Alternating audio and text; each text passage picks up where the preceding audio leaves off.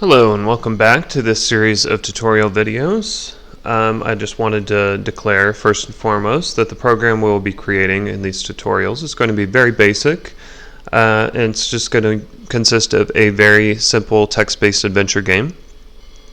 And in this way I hope that the concept of creating a game will be engaging enough and a fun way to learn the basics of some key functionality with regards to the C++ programming language. And picking up from where we left off, we will be creating some more variables this time of the string type. And just to demonstrate that this is possible, we will be not declaring the variables before we use them in our header file as we did before with our integer x variable. Just so you know, it is good practice, and these variables should be declared before their usage. And this will become more apparent as you begin working on much larger projects and with teams of people. However, just to demonstrate that it's possible, we're going to be creating a few string variables here inside of our program. And so the first variable that we're going to want to create is the string type variable. And we're going to call this player choice. And we're going to set it equal. And when we're creating a string variable, we need to place the value that we're setting it equal to inside parentheses for it to compute properly. And for this, we just want it to say, enter your choice. 1 or 2. And don't forget to end our variable with a semicolon. Alright, and now that we have that declared, we're going to go ahead and create one more string type variable, and we're going to call it introduction text. And we're going to set it equal to, this could be really whatever you want, but for the purposes here, we'll just say, welcome to a haunted house adventure game.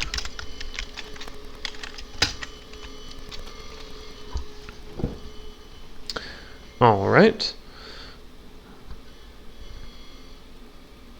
and we're going to go ahead and actually make one more just so I can demonstrate how to create a string that is present on multiple lines here. And so, for example, if we wanted to start the game, we would say something like, you arrive on the outskirts of town at a haunted mansion.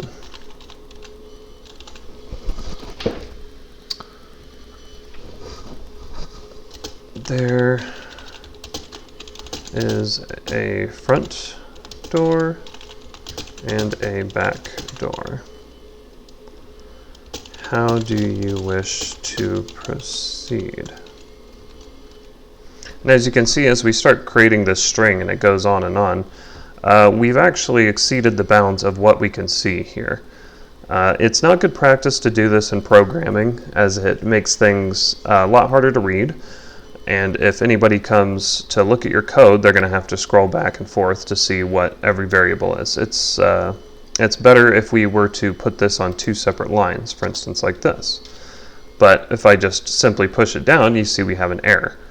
That's because we need to go ahead and close off the first part of this string and then put a backslash character. This is just going to tell us to keep the string going here. And so we want to put another set of parentheses there to seal it off. And don't forget our semicolon. And as you see, the error went away. And just for the sake of brevity and time constraints for the video, I have a few other variables here that I've declared for usage with this demonstration. I'm just going to simply copy and paste those over to this right here. And these are just some more questions that we're going to want to ask, or interactions that will pop up rather during the course of our game.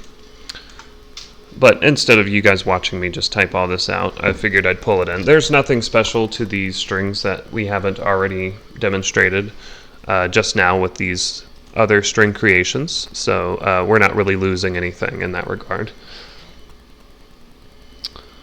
And so now that we have that copy and pasted, we have pretty much all the variables that we're going to need to work with for this program.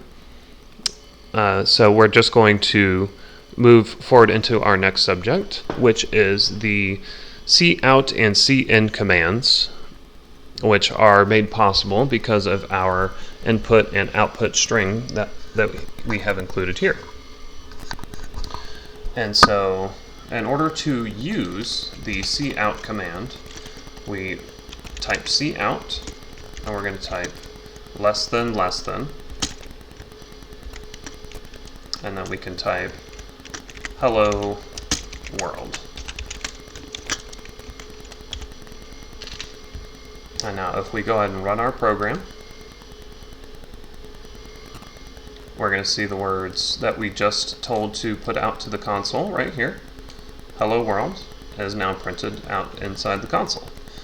Now this is just for demonstration, just show that we can do this. Obviously this is not part of our program, but just to show you what this function here does, right? And so we're going to get rid of this. And so this is the reason that we have created these variables. Whenever we start the game, we want it to play our introduction text, right? So we would type the variable introduction text.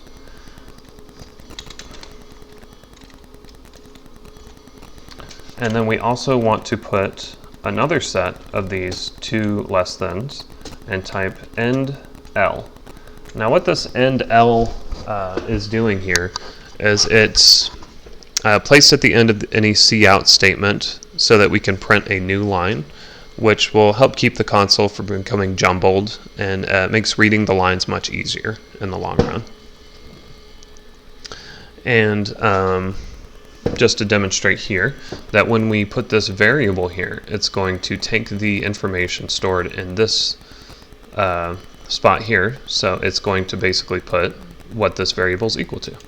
And so it should say, welcome to a haunted house adventure game. And the reason we want to do this again is because if we want to reuse these words or these words or these words, we're going to want to reference them through a variable, so we don't have to retype all these words over and over and over again. It's just going to save time. It's going to make our code look a lot cleaner, and it's considered good practice to use variables in any instance where we're not going to use information more than one time. Even if you only intend on using something once, it's still advised to go ahead and make a variable for it, because you never know. You might get a few hours into your project and realize you did need to reference that information more than once, and now you have to go back and create the variable, delete the old information, and then put the variable in there. So it's good practice just to get started now. Anything that you're going to want to use, any value you're going to want to use, whether it's a string, an integer, you're going to want to use a variable more times than not, if not always. And just to talk about the input and output system a little bit more, this cout and later when we use cin, these stand for character output and character input respectively. And the C input will be able to take in the values just as the cout is able to output them, as we've already demonstrated here. So, for instance, we can use it to display our string, our integers, whatever we'd like. And let's see, to move forward with our program, we're going to actually have to set up a bit of error checking before we get started. This is going to ensure that our program will take in the right values from our user, and it won't allow the program to crash due to an improper value. So this is going to be essential before we really get started here. And in order to do that, we're going to start with what we call a while loop. And the first thing we're going to want to do is create the loop itself, which is just the word while, set of parentheses, and then a set of curly brackets. Now what does this mean?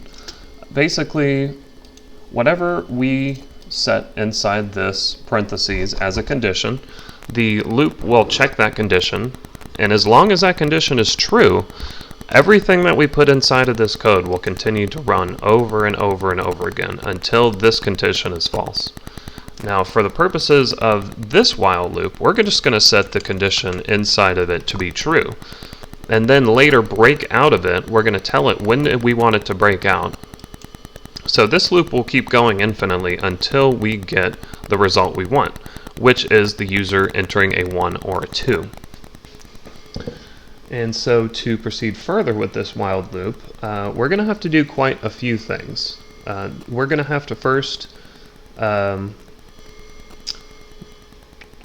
display our player choice. So we're going to want to say out player choice.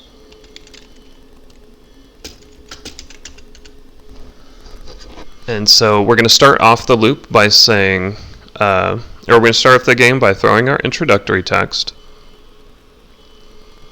Oh, which I've actually forgot. We need to display our first question as well.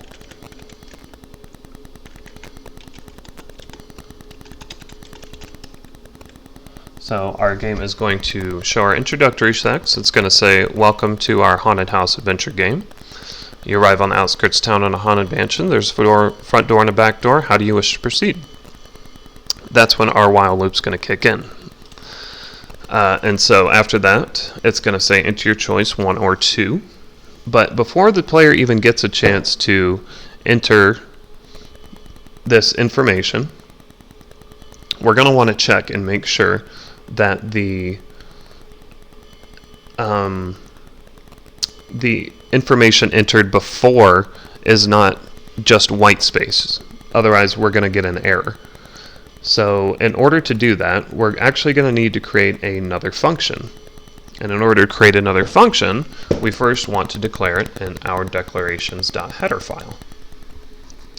And so since we are sticking with our naming conventions, we want to name the function something that it's going to be doing, which is checking for white space.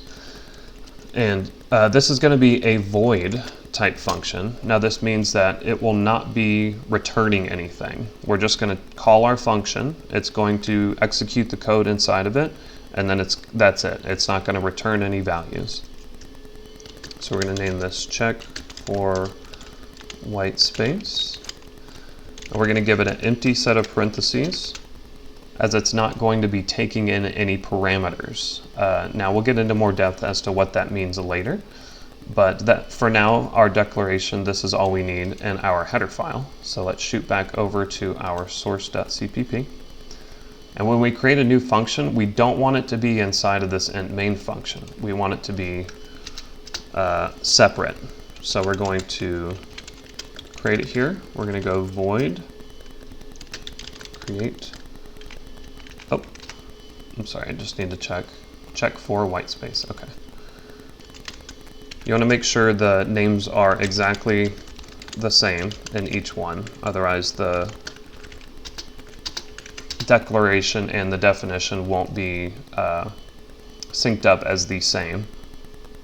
So we got check for white space. And even if you want to like copy and paste this and then add your curly brackets, you can do that there as well. Okay, so how do we check for white space? And what does this even really mean, right? And I'll demonstrate this as we move forward and as we take in character input, why this is so important. But checking for white space, we're going to want to do a couple of things first. First, we're going to need another while loop, and we're going to peek, basically, at the input that the user is using, and we're going to want to make sure that it doesn't consist of either a tab, a space, or a new line. So we're going to create our while loop, and the condition is character input.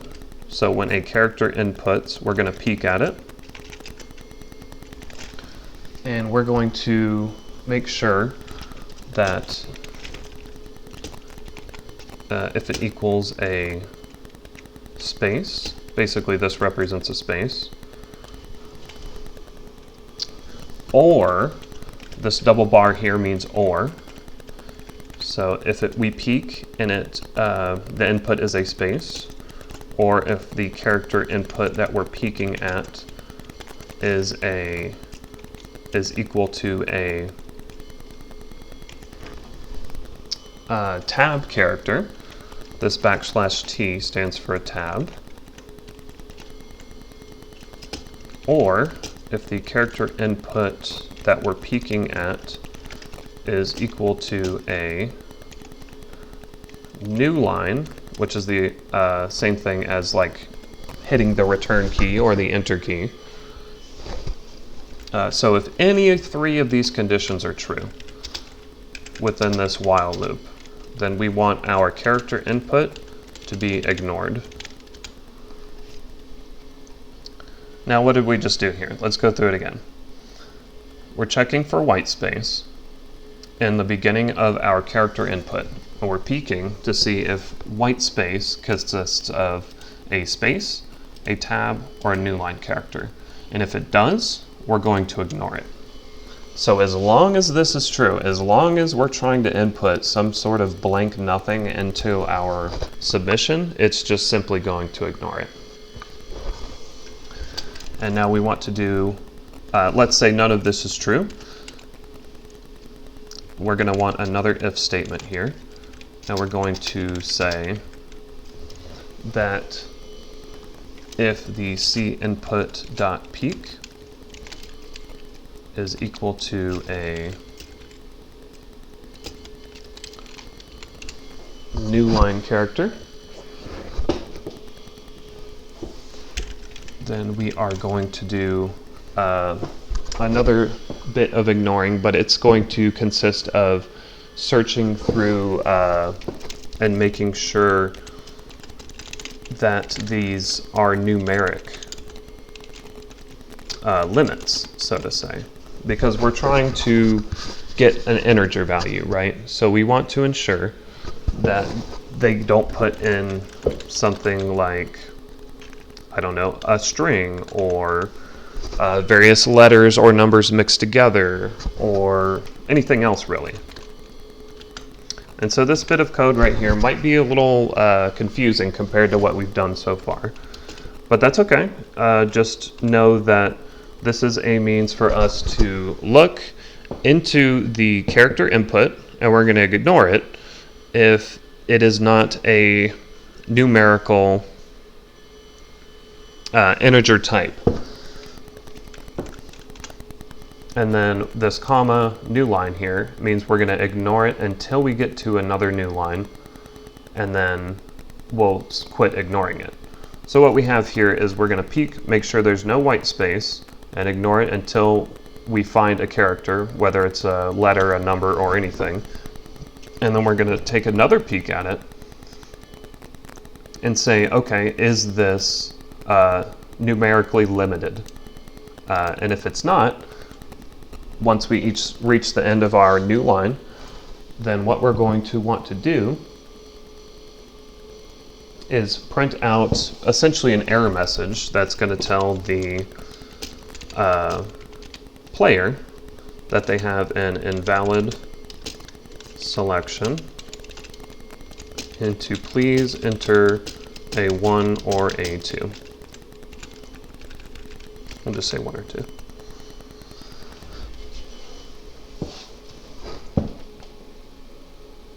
Okay, so with that, this function is pretty much done. And I know it might not seem like we're really making much progress here, but this is going to be essential for our program to work in the long term. And so now that this function has been declared, we're just going to push it out of the way so that we can remind ourselves this is our main function that we're working in. This is the main meat and potatoes. And so we've got as far as introducing our player, and we ask them what choice would they like to make. And then we're going to call this function check for white space so that when they input their number, either 1 or 2, we can assure ourselves that there is no white space that's being entered. Because if there was, it would just throw an error and it would crash the entire program.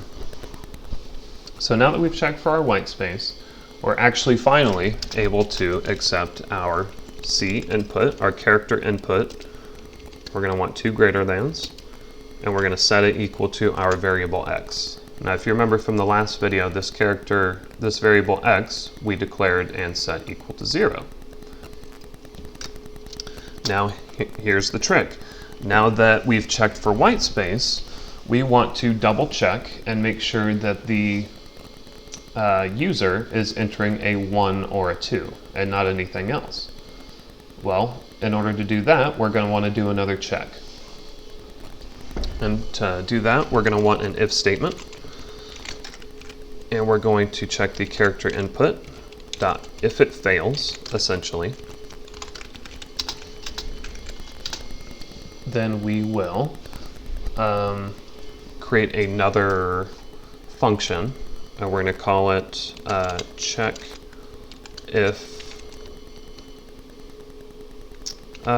is an integer. We'll call it that. Now this function doesn't exist yet, but this is what we're going to be doing here. First we check for white space, we get the input, then we check if it's an integer. And so we're going to want to go over here and declare this since we need a new function. Void check is an integer, and then we're going to want to create it. So we can just create this right here. It's going to be void check is an integer.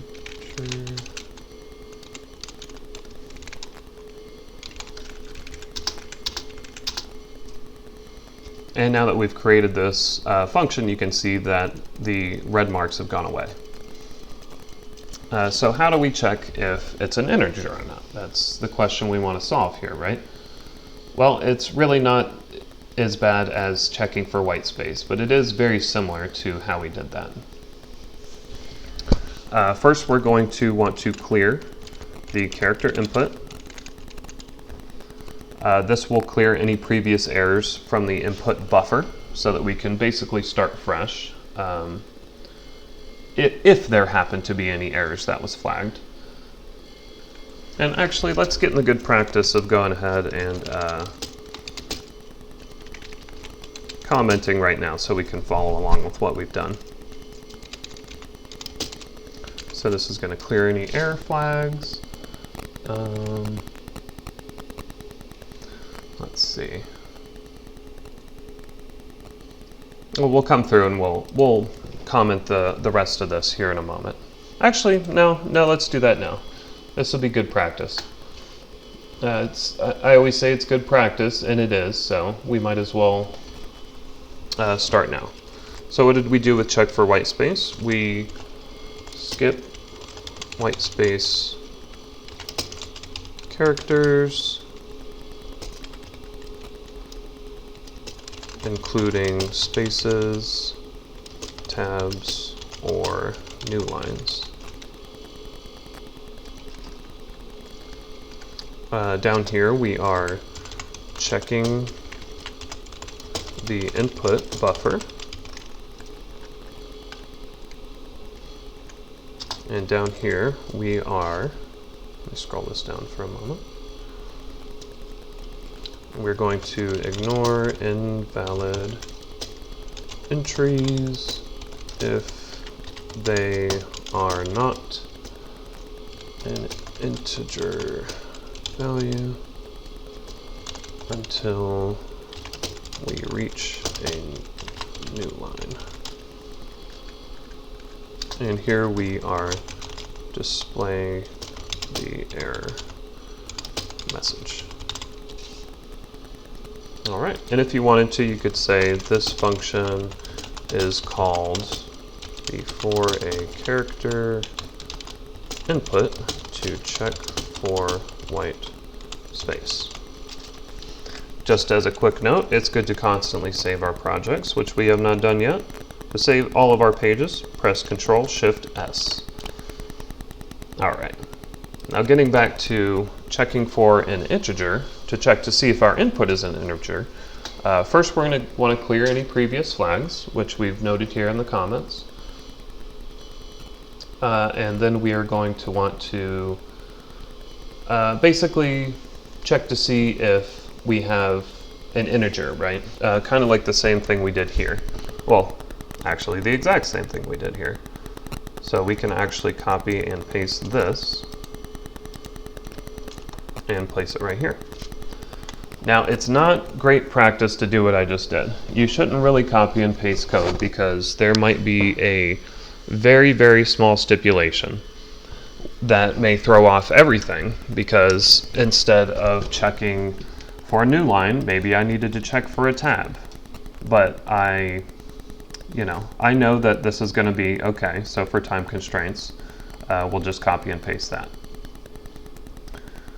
So now that we've got this set up, we can say this function checks to see if the input is an integer.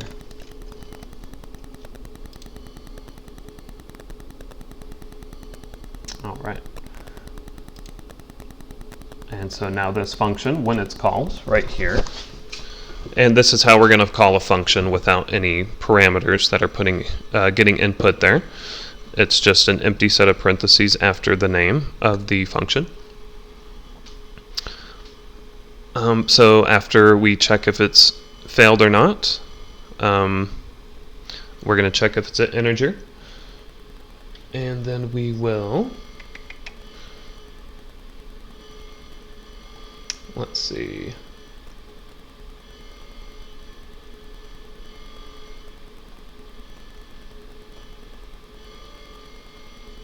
Oh, yes, of course. Pardon me, I was checking my notes for a second there. So we're going to want to introduce what is called the else part of this statement.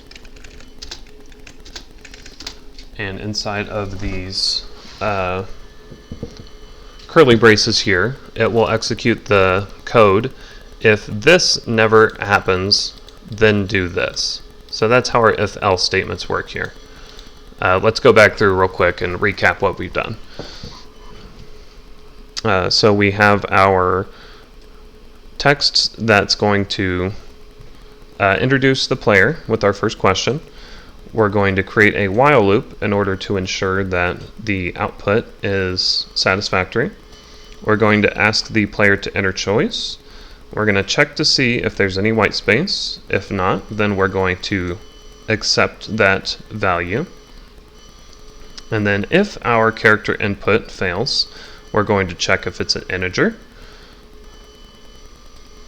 Otherwise, if it does not, we are going to check one last thing inside of another if statement, which is finally going to give us an outcome.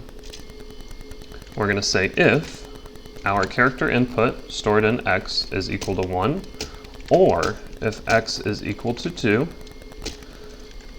then we want to break out of our while loop. So this will finally get us out of this loop of error checking, which let's go ahead and put that right here so we remember. This while loop is a measure of error checking to ensure proper player input. So if x equals 1 or 2, we break out of this loop and we continue on with the rest of our code. But if it isn't a 1 or a 2, let's say they don't enter any white space, they don't enter any letters, but they enter the number 3,390. Well, then we're going to have another problem there because that's not one of our valid choices. So we're going to want to tell the user that that's an invalid selection. Please enter a 1 or 2.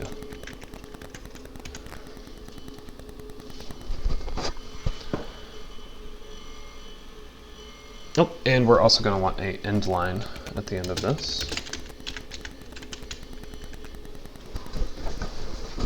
And then if this happens, then we're going to reach the end of our while loop, and it's going to go through again. It's going to take our new character input, run it through all the checks. If it's 1 or 2, it breaks. If not, it continues. And this will be an infinite loop that will continuously prevent the player from entering something that we don't want them to, right? Let's see. Just for testing purposes and to demonstrate that we've actually done something here, let's go ahead and do a test right here.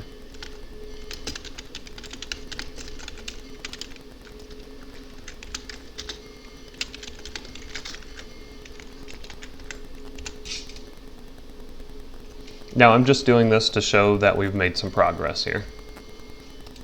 So if we run our program, oh, looks like we've got an error. Let's see what we're working with here.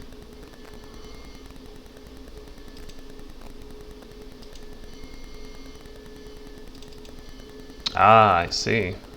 Okay. Check for white space identifier not found.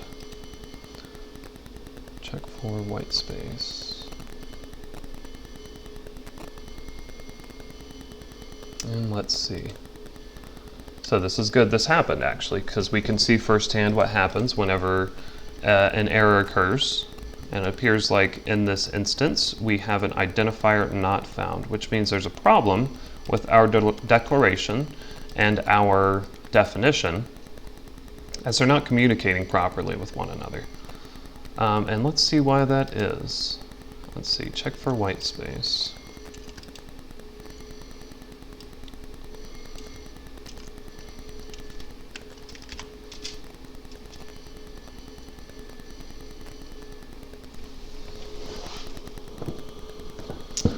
Okay, so it appears that I have the incorrect naming convention associated with this function. Let's see. This should be working properly. Okay, I'm going to pause the video for here, and I'll figure out what has gone wrong here. And then when we pick up on the next one, I'll explain what happened with the naming conventions and why they did not work properly. So for now, we'll end it here, and I'll see you in the next video.